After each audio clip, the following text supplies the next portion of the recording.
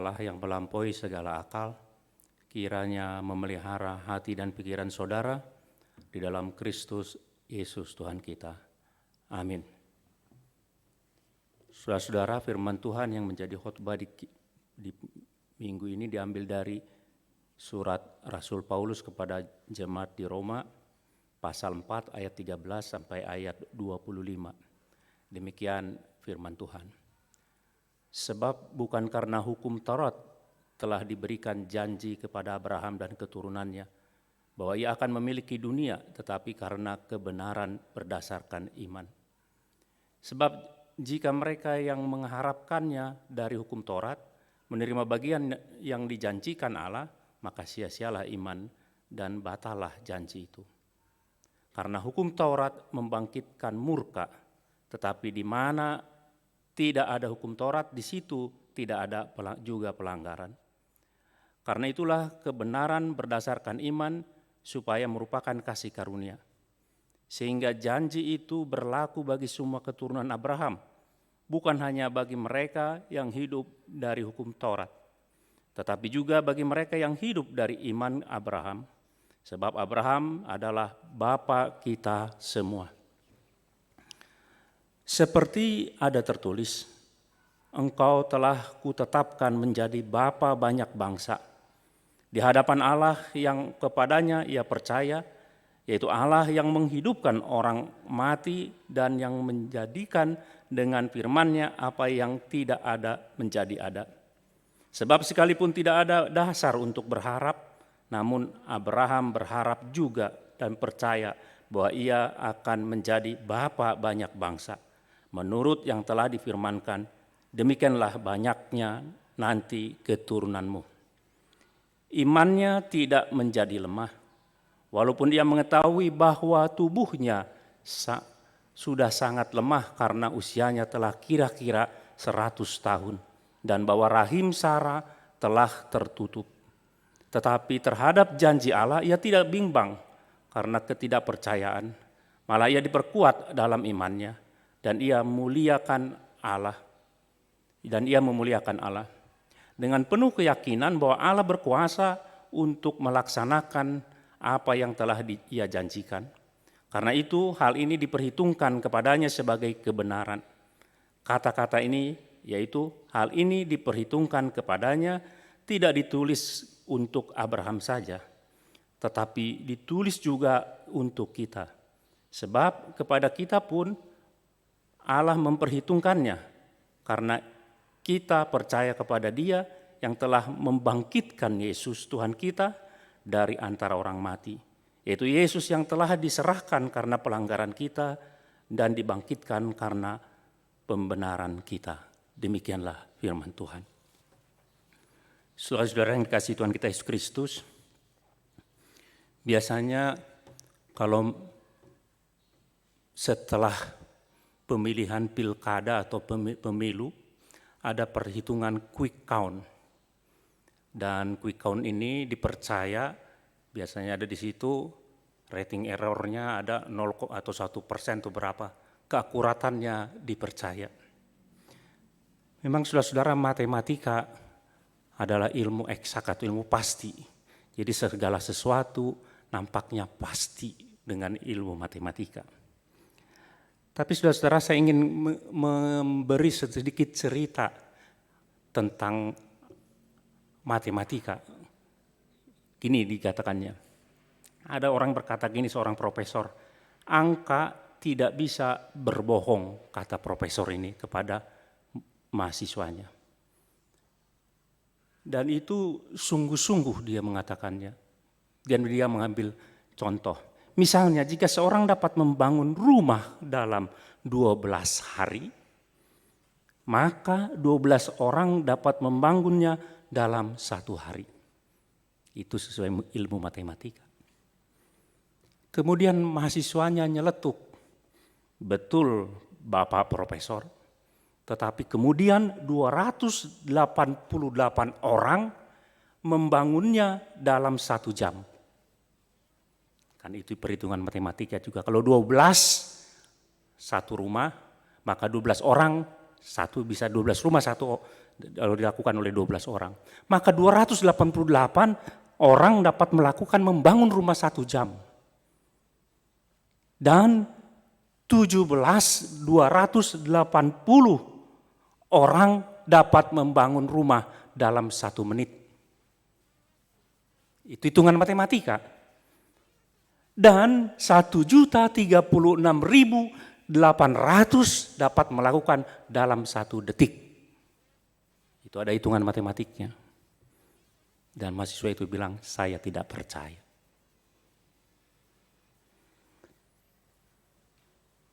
Dia profesornya menjadi diam dan kemudian dia berkata demikian. Sekali lagi profesor, jika 1 kapal dapat menyeberangi Samudra Atlantik dalam 6 hari ke kapal laut, maka 6 kapal dapat menyeberanginya dalam 1 hari. Itu juga matematika. Saya juga tidak percaya itu. Jadi tidak mungkin. Dan dia menyimpulkan demikian. Anda tidak dapat menerapkan matematika kepada hal atau bidang agama. Saudara, belakangan ini banyak orang yang mencoba membuktikan bahwa kapal Nuh itu dicari, Bahtera Nuh itu. Ada yang bilang sekarang itu di Gunung Ararat, maka digali dicoba. Ada yang bilang ada di itu Nuh itu di tempatnya di Armenia itu sekarang. Banyak yang mencari. Ada orang yang mencoba membuktikan banjir air bah zaman Nuh itu. Apa gunanya? Ada orang yang membuktikan bahwa kuburan Yesus ini kuburan Yesus. Maka orang berbondong-bondong ke sana. Apa gunanya itu? Apakah dengan berketemunya Bahtera Nuh kita akan menambah iman? Apakah dengan dapat dibuktikannya iman itu melalui perhitungan matematika sudah kita dapatkan katakan itu iman juga? Ternyata tidak. Menurut penulis surat Ibrani pasal 11. Ada definisi tentang iman di situ. Iman itu katanya percaya kepada sesuatu yang tidak kelihatan. Kalau kelihatan dapat dibuktikan berarti menurut definisi itu bukan iman. Kan begitu. Itu kita bisa usahakan, bisa kita hitung, bisa masuk dalam akal kita. Dan pengharapan akan yang tidak pasti. Itu iman. Itu penulis di surat Ibrani yang berkata itu. Itu firman Tuhan yang berkata pada itu. Jadi dari definisi ini kita dapat katakan bahwa iman kita tidak didasarkan kepada bukti fisik. Dan itulah yang terjadi dalam diri Abraham. Kalau saudara masih mau membuktikan itu dengan bukti-bukti fisik, itu bukan iman saudara. Itu usaha saudara. Begitu. Jadi orang beriman menurut penulis Ibrani itu adalah orang yang percaya kepada sesuatu yang tidak kelihatan dan mengharapkan pada sesuatu yang tidak pasti. Kata penulis Ibrani. Mari kita lihat, kita ingin lihat memperjelas dari perjalanan hidup Abraham ini, apa sebetulnya, kita akan semakin jelas bagaimana sebetulnya iman itu.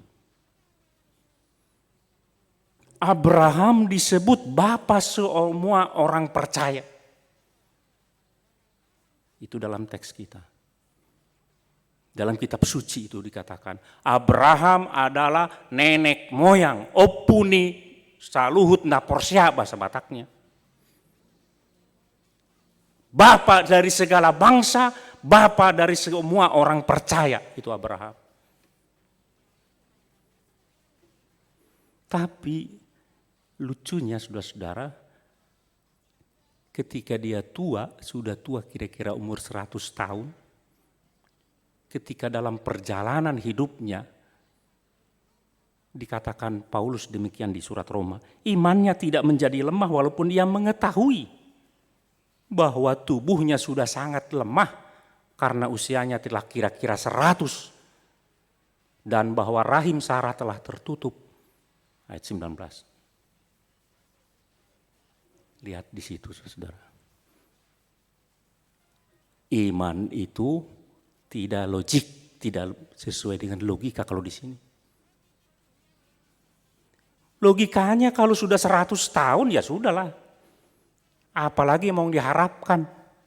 Logikanya kalau seorang perempuan sudah menopause, apalagi mau diharapkan. Ya sudah.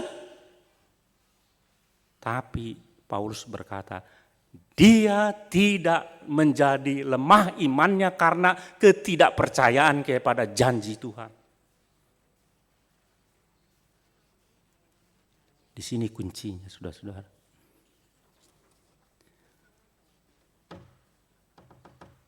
Kita lihat ke belakang dalam peristiwa Abraham supaya kita jelas sebetulnya bagaimana iman itu. Setelah dipanggil Abraham,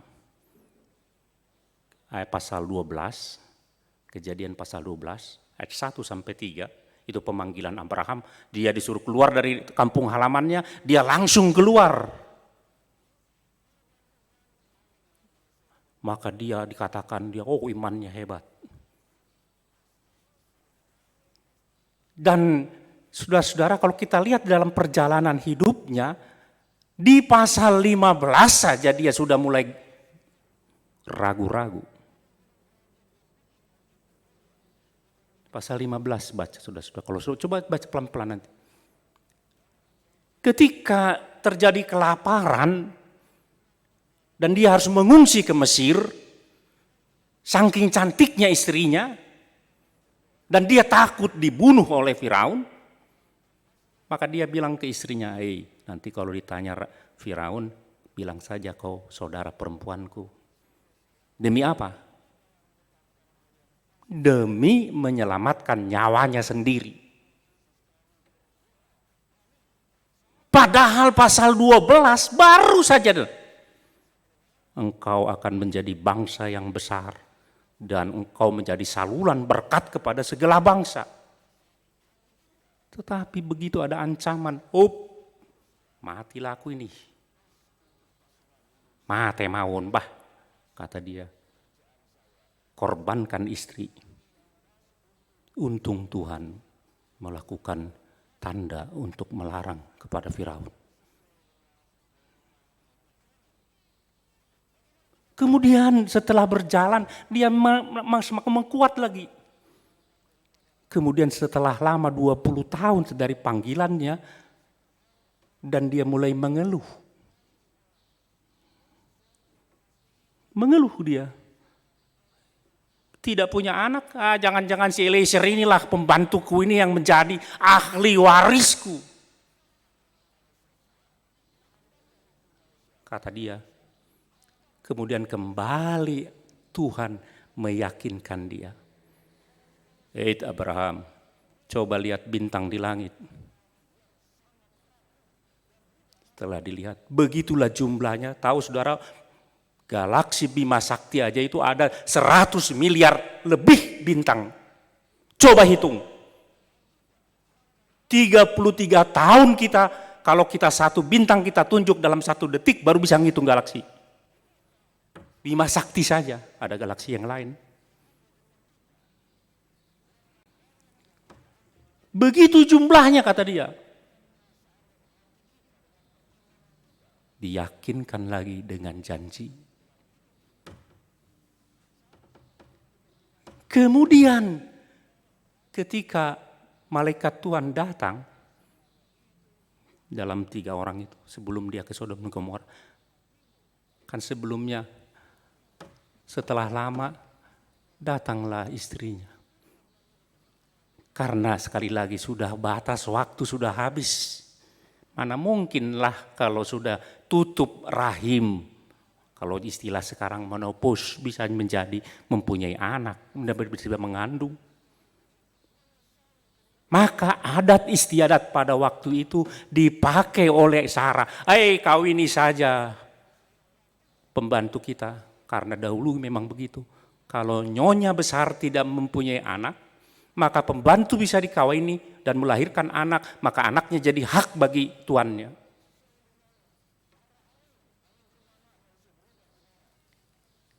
Jangan-jangan inilah jalan Tuhan. Kan sering kita berpikir gitu.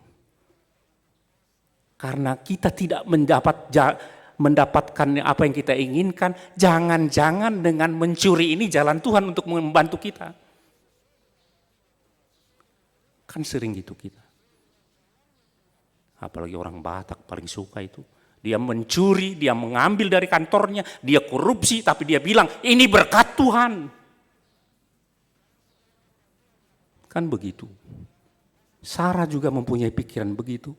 Jangan-jangan ini mungkin dari jalan Tuhan. Dan Abraham juga mungkin berpikir begitu. Tetapi kemudian Tuhan mengingatkan lagi. Ketika datang 3 orang. Abraham percaya, Sarah tertawa nyinyir.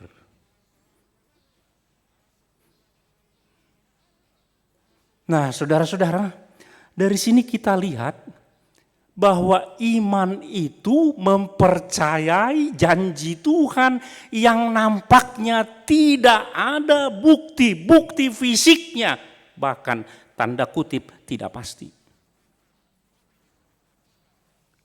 Begitu. Tidak logis. Bayangkan saudara-saudara kalau saya berkata kepada seorang lansia dari gereja kita yang berumur 100 tahun, kau pasti ada anak kau lagi, kan lahir nanti istrimu katanya. Maka dia akan bilang kepada anak senu dupan di tahun. Kan begitu. Pasti tertawa, itu tertawa si Sarah begitu. Anak senu duhalakon nanaron. Nong laskar do, larisa kamar. Dan orang yang 100 tahun juga sekarang kau dibilang, kau nanti punya anak. Enggak mau, aku udah 100 tahun ngapain nggak mau punya anak. Tidak logis. Tidak masuk akal. Maka bisa dikatakan orang yang beriman itu kadang-kadang dianggap menjadi orang bodoh. Tetapi inilah yang diperhitungkan Allah sebagai kebenaran. Kalau Martin Luther bilang gini, Martin Luther sering mendefinisikan tentang iman itu dengan boarding. Saudara pernah boarding di Cengkareng atau di Husen? Boarding kan diumumkan, silakan naik ke pesawat. Kan? Kata Martin Luther gini, orang yang tidak beriman itu adalah orang yang mau boarding tapi tidak percaya kepada semua maskapai dan punya pesawat di dalam. Tapi Luther dulu nggak ada pesawat, di kapal laut ada. Kapalnya bagus, dijanjikan bagus dalam itu, tetapi orang yang tidak percaya takut. Jangan-jangan kalau kapal laut bocor nanti tengah laut. Jangan-jangan nanti nahodanya mabuk. Jangan dimasukkan. Luther mencoba demikian. Orang yang percaya mau dia masuk ke dalam kapal dan berjalan bersama Tuhan.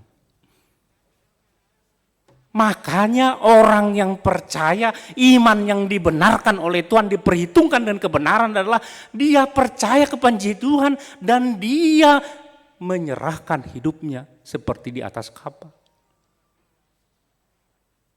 Kalau saudara naik pesawat, di tangan siapa hidup saudara? 2 hari ini saya sering nonton tentang kecelakaan pesawat. Tapi itu hanya film-filmnya Hollywood, dia teriak-teriak segala macam. Mau celaka. Bayangkan saudara begitu. Kalau kita tidak percaya kepada pilot dan co-pilotnya, apakah kita bisa menyelamatkan diri dari pesawat itu? Tidak bisa.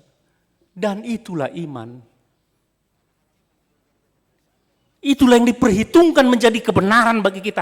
Kalau kita percaya, menyerahkan hidup kita bukan dalam kendali tangan kita. Tapi kita tidak mau kan? Kita ini seperti seorang dua orang anak-anak. Saya tidak tahu pernahkah saudara waktu kecil naik kuda-kudaan kayu, sekarang udah tidak ada lagi, sekarang udah dari karet, dari apa itu, dari latek itu ada. Dulu yang kayu itu sering dijual, kan enak gitu kuda-kudaan.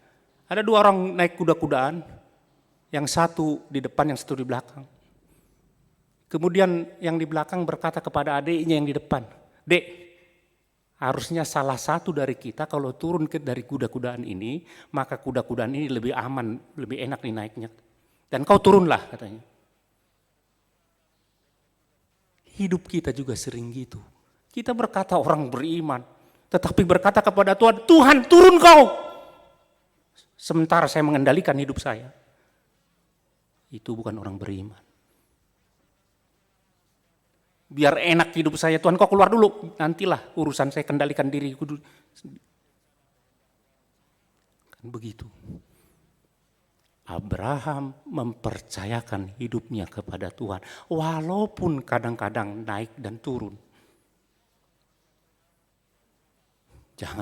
Tidak ada orang saudara-saudara yang kalau kata si Agustinus bilang gini, Agustinus itu Bapak Gereja, tidak ada orang atau orang kudus yang tidak berdosa. Abraham juga, iman kita itu iman yang belajar terus menyerahkan hidup kita kepada Tuhan, yang kadang-kadang tidak masuk logika. Tapi itulah yang dibenarkan oleh Tuhan. Oleh karena itu saudara-saudara, apapun yang terjadi dalam hidup kita, bersama Tuhan di dalam kapal akan aman. Saudara, pernah Tuhan Yesus setelah mengajar, setelah melakukan tanda mujizat, maka dia berkata kepada, "Mari kita nyebrang naik kapal." Dia malah turun di bawah di buritan kapal dan dia tidur. Ada angin besar mau ditenggelamkan kapal, Yesus malah tidur. Dan murid-murid membangunkan, "Hei Tuhan, bangun kau Tuhan. Tidakkah kau peduli kepada kami yang akan binasa?"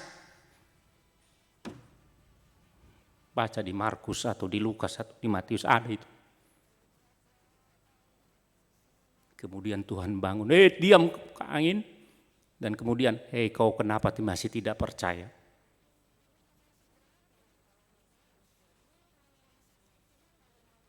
Hidup itu harus yakin. Karena saudara-saudara, sekali lagi, iman itu menjadi dewasa jika kita menghidupinya berjalan bersama dengan Tuhan dalam badai sebesar apapun. Dan kita tahu Dia ada di samping kita. Dia ada di depan kita. Dia ada di belakang kita. Dia ada di dalam hati kita yang berkuasa, yang dapat mendiamkan badai itu bersama dengan kita. Maka kita serahkan kendali hidup kita kepada Dia. Itulah yang diperhitungkan menjadi kebenaran. Jadi bukan karena kita diperhitungkan karena kita baik, kita berusaha. Coba baca di teks kita itu Tuhan. Tuh iman Abraham itu bukan karena dirinya sendiri, tapi dia hanya penerima. Dia hanya percaya kepada janji dan Tuhan menguatkan dia karena dia percaya kepada janji. Kalau saudara percaya kepada janji Tuhan yang telah mati, bangkit, dan naik ke surga, walaupun dalam hidup ini semakin hancur daging kita ini, tubuh kita ini, kan kita ini semakin mati sel-sel tubuh kita ini. Tidak ada yang terus bertetap jumlahnya. Semakin tua semakin habis. Maka tidak ada tampaknya kau tambah lamposo doho margabus ita mandok songoni. Lamposo doho bah nina daun. Ali idaun songon lamposo baru itu pas. Karena terus marurus kita ini. Habis kita sama itu. Tetapi kalau iman pada janji Tuhan tidak boleh hancur. Karena fisik kita semakin hancur. Karena semakin hari tambah susah hidup kita. Tapi janji kepada Tuhan tidak boleh kita menjadi lemah. Karena tubuh dan karena itulah yang diperhitungkan menjadi kebenaran bagi kita. Bukan kerajinan saudara. Saya pernah baca buku, maaf agak panjang dikit, buku Chicken Soup of the Soul. Kan? Di buku itu diceritakan seorang perempuan, saya lupa namanya siapa itu. Anaknya namanya si Joy. Ketika lahir dokter bilang, ini anakmu ini kakinya agak bengkok dan dia tidak akan normal. Tapi ibunya tidak pernah ngasih tahu kepada anaknya kakinya tidak normal. Kemudian ibunya ke anak ini bergabunglah terus menjadi kelompok pencinta alam yang berusaha berjalan dan berlari melintasi gunung dan segala macam. Kadang-kadang pingsan dia, kadang-kadang apa, tapi ibunya tidak kasih tahu. Maka dia berusaha terus, akhirnya bisa. Abraham tambah dewasa, imannya tidak seperti itu. Bukan karena dia mengusahakan imannya tambah dewasa. Tapi karena dia percaya, diyakinkan terus-menerus oleh janji Tuhan. Jadi kalau saudara sedalam keadaan lemah, kan kita tidak terus bisa terus kita menjadi orang yang kuat. Abraham juga tidak terus kuat. Bapak dari orang yang percaya. Ketika saudara lemah, maka saudara harus ingat lagi, kebalik lagi, mengingat terus janji Tuhan. Itulah salah satu dari mendengar firman Tuhan, mempelajari firman Tuhan, dan mendengar khotbah. Itu salah satu tujuannya, diingatkan terus menerus. Saya terus tidak, berapa kali saya mengingatkan, kita manusia adalah pelupa. Pelupa. Minggu kemarin khotbah kalau ditanya kepada saudara, tidak akan tahu sudah. Apa khotbah kemarin? Enggak tahu udahlah. Kenapa? Karena pelupa. Maka diperlukan untuk terus membaca, terus mendengar janji Tuhan supaya kita kuat berjalan seperti Abraham. Ketika Abraham lemah, Tuhan mengingatkan janjinya. Dan dia bangkit lagi. Jadi firman Tuhan, janji Tuhan terus menguatkan kita. Sekali lagi saya ingatkan, jangan lewatkan hari-harimu tanpa firman Tuhan. Kalau bahasa Batakna, unang pajago-jagohon. Sehirana margugu hamu mangalo, pangunjunan di Portibion. Somar dongaton hatani debata. Jangan lewatkan. Sebelum berangkat dari rumah, baca firman Tuhan. Sebelum matamu tertutup di tempat tidurmu, ingat terus janji Tuhan. Maka kita akan percaya apapun yang terjadi dalam hidup kita. Dan Tuhan memperhitungkan itulah kebenaran dalam diri kita. Seperti Abraham. Amin. Tuhan memberkati kita. Ya Tuhan, terima kasih atas firman-Mu. Kau mengingatkan kami bahwa kebenaran yang Kau perhitungkan dalam diri kami karena kami percaya kepada janji-Mu. Kadang kami jatuh dan bangun kembali Tuhan karena firman yang memberikan janji kepada kami. Kadang-kadang kami melihat bahwa bukti-bukti fisik dalam hidup kami ini tidak ada Tuhan yang menjadikan kami menjadi lemah. Tetapi Engkau mengingatkan kembali kami melalui firman-Mu, supaya jangan kehilangan iman kami, kepercayaan kami kepada janji-Mu Tuhan. Terima kasih Tuhan, kuatkan kami Tuhan dalam kehidupan kami. Dan biarlah Engkau senantiasa berfirman kepada kami dan Roh Kudus-Mu bekerja dalam hati kami bersama dengan firman-Mu. Dan itu akan menguatkan kami, mengingatkan kami akan janji Tuhan. Terima kasih Tuhan, di dalam Kristus kami berdoa. Amin.